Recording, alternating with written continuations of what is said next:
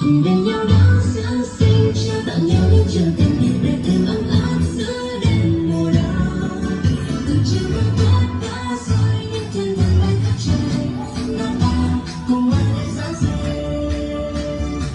Dòng thời gian trôi, dù bao ngày tháng mới mong đợi một mùa Noel cùng đã tới. Ngoài đêm cất rơi, bao nhiêu người háo hức nói cười, trẻ con ríu rít hát vang trời. Thật là vui, thật là vui, thật là vui như thế, thật tuyệt vời như thế, bao trái tim hoa được say mê. Ở thơ mơ trong ngày mai thế giới, từ mọi miền xa xôi, ta đến với nhau không cách rời. Cùng bên nhau đón Giáng sinh, trao tặng nhau những chân tình để thêm ấm áp giữa đêm mùa đông.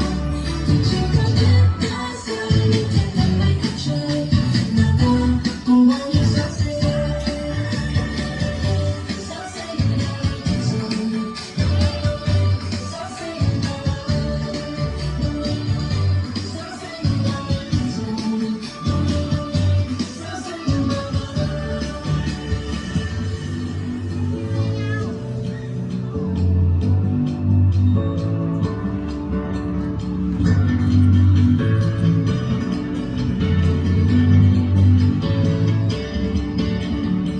Merry Merry Christmas, Merry Merry Christmas, Merry Merry Christmas, Giáng sinh an lành. Merry Merry Christmas, Merry Merry Christmas, Merry Merry Christmas. Cùng bao